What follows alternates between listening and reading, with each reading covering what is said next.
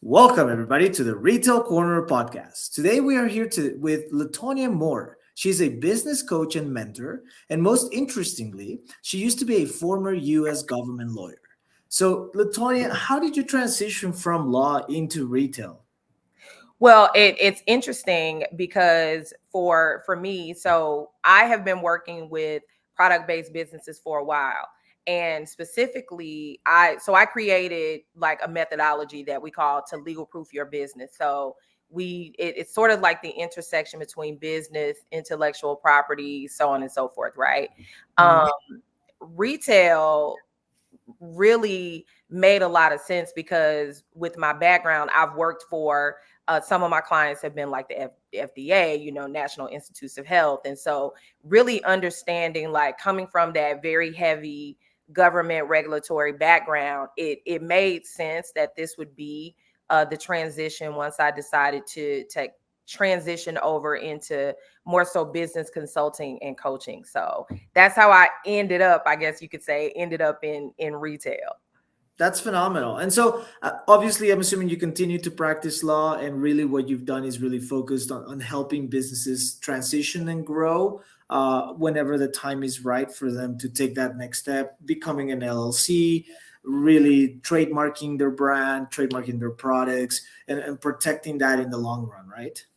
Yeah, absolutely. It's interesting because I think that some of the gaps and pitfalls that a lot of product businesses don't think about is the amount of information that they put out. Some things you have Mhm. to, right? If it's a consumable, you have to let the consumer know what's in the product. I mean, these are just things that are required by the government. But there are people that, like, literally, I had a client one time that was videotaping, like, the actual process. Okay, you take this, you take that. Oh, wow. Like the how What to. the whole thing, like what possessed you, to do that? Their thought process was it was a behind the scenes. But of course, someone like me, I'm looking at it, I'm like, okay, so now I know your entire recipe. So now your trade secret is out. What are you going to do? So these are things. So there's that fine line, right, between social media marketing, between, allowing the customer to, connect with the brand. But sometimes we go too far. And these are definitely some of the pitfalls that I like to make sure that my clients avoid. Absolutely. So with that, let me ask you, obviously you have a lot more. What are some of like the common mistakes, right? A lot of the brands, a lot of the retailers, the owners make as they're growing their business and they're trying to keep that customer connection and that customer engagement, right? And so they're trying to expand into retail. Maybe they've been working on a product for 4 or 5 years through investors and now they're ready to go out into market and they really want to make that connection. What are some of those common mistakes that they usually make and they should try to avoid?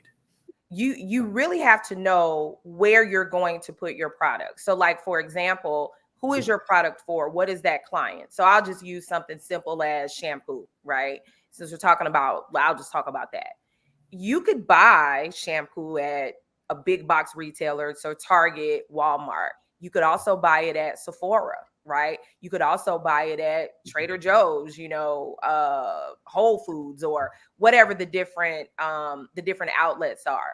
The Mhm. major thing is that people really don't research what's the proper retail outlet to target for my product. Where is my product a good fit? And the reason I want to bring that up and kind of hammer that one home is that there's a lot of disappointment when you pitch your product and they say this is not a good fit. They don't tell you why, right? They just say this is Yeah, not. yeah. Yeah, this is Or not. we'll call you back, right? Don't worry, we'll call you back. Absolutely. Absolutely. The second thing is not truly understanding that shelf space is retail. So, I mean, I'm sorry, retail shelf space is real estate. Hmm. So, you may have a great product, but if there's no room presently on the shelf, they're not going to accept your product. It doesn't mean that your product is bad.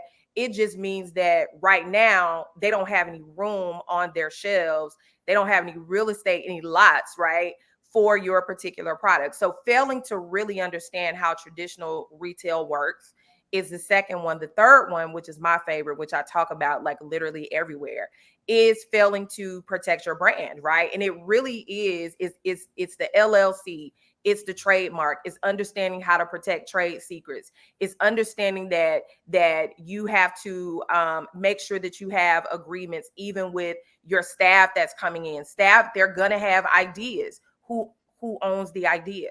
You put a product out, you try it, it's a hit. Who owns that? Do you own it? Does your staff member own it? Who came up with the idea? These are all things that we don't think about as small business owners. Even like I have multi-million dollar business owners, right? They still don't think about these things. Yeah, no, absolutely. And it's so important to have even like NDAs with your employees, right? It's not just with companies that you're collaborating with. That way, as you very well are mentioning, your employees are the core, right? Because obviously they're collaborative team that you're working with, and you want to have those NDAs or MSAs in order to protect your company, your brand, and your products to last longer, for you to have that profitability. Or if you want to do some sort of like partnership, right, with your employees, that's always an option as well. And also one thing that you very well mentioned about shelf space being real estate, right? And I think it's something important to mention as well. I don't know what you think. Um, Sometimes people in the other side of the coin, they get extremely excited when a Walmart, a big company comes in and says, hey, I love your product, right? But people also need to understand that since it's real estate, if your product is not moving, even if the brand loves it, sometimes they commit into these hundreds of thousands of units of orders for a brand new product, and it doesn't move from the shelf as quickly as Walmart expects because they have trends already to follow, right? Mhm. And if that doesn't happen, then they'll just give you back your inventory and tell you thank you very much. So to your point, is I think it's also important for everybody out there trying to grow their business. Don't get overly excited with the big name brand, and then put all Absolutely. your eggs in one basket, right? Absolutely. And this is why we focus very heavily on assisting our clients in building a brand. One of the things that we tell them is that your product needs to be both craved and coveted. And the reason I say that is that people need to really, really want it. Like they need to almost salivate, right? For Yes. that product, but they need to covet it in a way that if it's not available, they will not go to the competitor.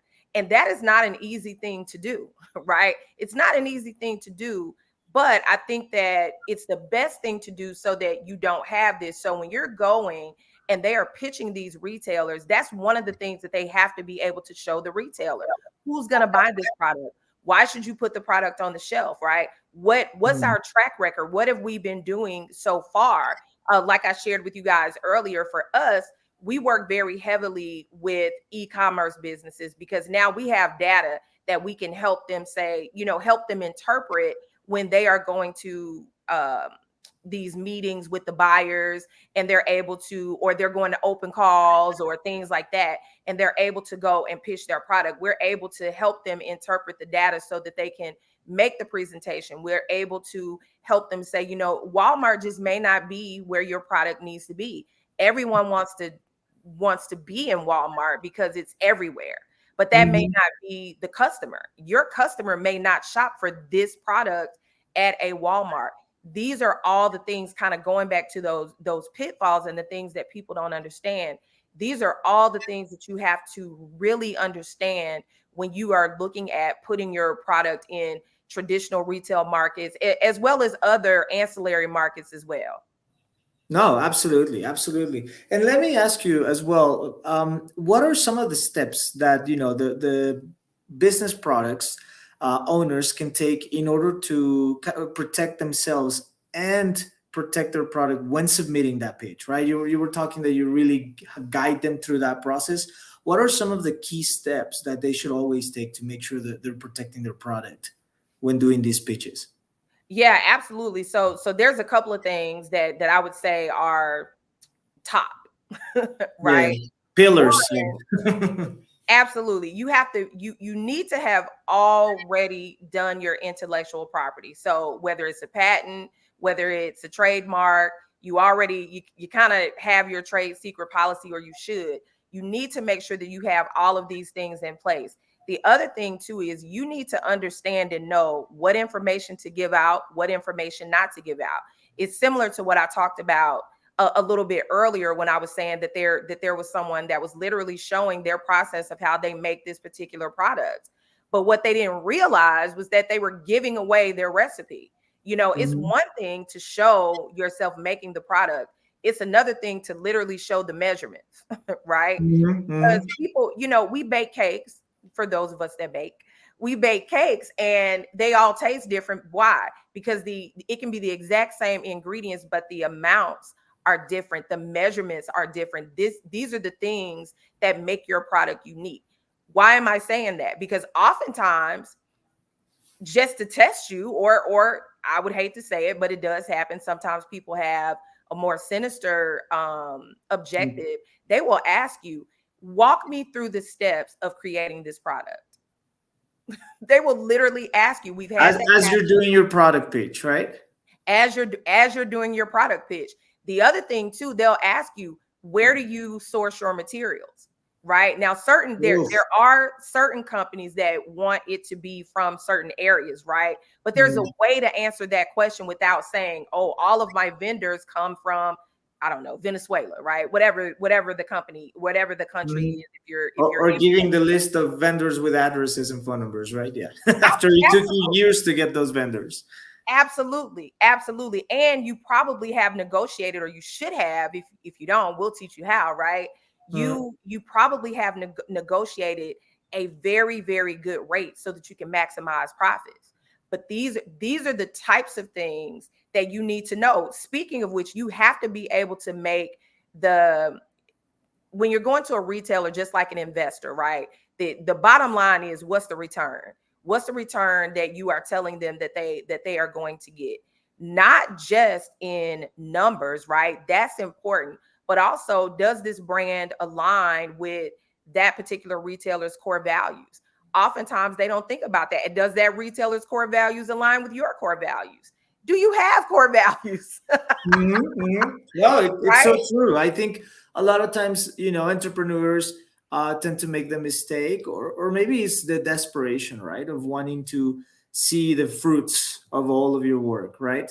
And like you said, they stop, they forget about their target market, they forget about their core values, and they forget about what they want the product to really represent, right? And which customers they want to engage. And as a result of that, they go to the typical things. You Google what are the biggest retailers, and they go knocking on those doors. And I think that kind of leads to my next question, which is for these business owners to penetrate the traditional retail market, right? Like, what would you recommend for them to follow, rather than go to Google and find the biggest retailers and go knocking on those doors, right? Because I think that's what everybody by common sense tends to do. But what would you really recommend from all of your years of experience that they should try to follow as the first steps into trying to penetrate the retail market? Absolutely. One of the best platforms is Range Me. Range Me is an awesome platform. We have all of our retail clients to sign up on Range Me. Range Me gets mixed reviews. You can, for the listeners and viewers, they can Google them. Here's why for us we recommend it. you Hmm. you technically have access, right? You technically have access. You see all the retailers. You get information, right? That's what it's useful for, right? You get information ahead of everyone else. So like, when they're going to have an open call, when they are going to have a buyer season, right? And that's another thing, and we may get to that as far as the buyer season. But that's one of the major platforms that I always tell, we always have our clients do that. That's the biggest thing. The other thing, though, especially if you have a consumable, you want to make sure that your labels are FDA compliant. You want to make sure that the information, right, that you have actually on your label complies with FDA. If you don't, they're not going, it doesn't matter if they like your product, right? You have to make sure that you are compliant before you even go and do the pitch. And so these are just all things. But if I was to choose like the one platform that we always recommend, we always recommend signing up through RangeMe. Nice, nice. Well, there you have it, guys. I mean, I think that's a great little piece of advice, a little hidden gem, and take advantage of it. And I know that you've developed this five-way concept, right? That teaches business owners outside of pitching their product and protecting their brand and protecting their intellectual property, how to locate hidden streams of revenue of that works for their business, because obviously I think every business is very important that they have to see themselves as an octopus, right? You always have to think, how do I have multiple tentacles of revenue so that when one is going down, I can concentrate on the other areas or even develop a new arm, right? So what are those five ways? So one, of course, is education. Depending on the type of product that you have, really educating the public, but also educating the customer about the features, the benefits, ways that you can utilize the product. These are things that can be monetized. So for example, if you do an educational course around eczema, I don't know, using my product to ease the sting of eczema, and people will pay you for that. So now you have a workshop. You could take that workshop and now stream number two. Now you have an on-demand platform where people can pay through membership and things like that to really learn about how to ease this condition, right, without a lot of harsh medications. I mean, that's just the reality of things. The Mhm. third thing, you could essentially, you probably could take that and create a podcast with the audio, right? Kind of do like what we're doing. So you have an audio and video podcast. You could refashion, to provide education and training. The other thing too is, what are ways that you can take one product? So like for example, we have a client that has skincare, right? And Mhm. so there is a product that's like a, how do I look? I'm saying this because we've kind of done this with her, but basically you could use it as a bath salt. You could mix it with another product that she has that's an oil, and now you can use it as a body scrub, or an exfoliant. So thinking about how many ways can I take this one product either and marry it with some of my other products to create another product. And then the last one that we like for our product clients is like the mystery box or subscriptions, right? Where people Mhm. sign up for certain things and they say, okay, every 3 months, I'm going to order the $250 bundle, whatever that is, whatever that thing is. And so we work with them to brand those particular things built around either some type of ailment, depending on what type of client it is, or the experience. What's the experience that the client will have, or the customer will have, by utilizing this particular product. Nice, nice, nice, nice. And of course, needless to say, giving all those experiences without giving your secrets away, as LaTonya very well mentioned earlier, because it happens quite a bit. And the last question I have for you, if you had one piece of advice to give to all the retailers out there, whether they're starting, they're growing, they're transitioning from e-commerce to brick and mortar, what would be the one piece of advice you would give everybody? Wow, one thing. If I were to choose one thing, I would definitely say really understand your numbers, not just your financial numbers, but also the data attached to like your customer numbers, because your customer numbers, it's going to give you a lot of information about customer demographics. These are the very things that are going to allow you to align to retailers, because if you already know your customer profile, you already know your customer base, you can take that information, and this is what you use Google for. And you can research which companies, which retailers have the same ideal client, the same target market, and that's going to save you so much time. Absolutely. And it's going to give you a much higher possibility of success when it comes to selling your product and penetrating those markets. Absolutely. Well, that's phenomenal. Thank you so much for your time today, LaTonya. It was great speaking with you. And for everybody out there, we're going to have her information right here at the bottom of the podcast so you guys can reach out to her and her team. And I mean, this was just kind of on the surface type of advice. So you can only imagine how much more you can get out of speaking with LaTonya and her team. You have a beautiful day, and thank you so much for being with us. Thank you.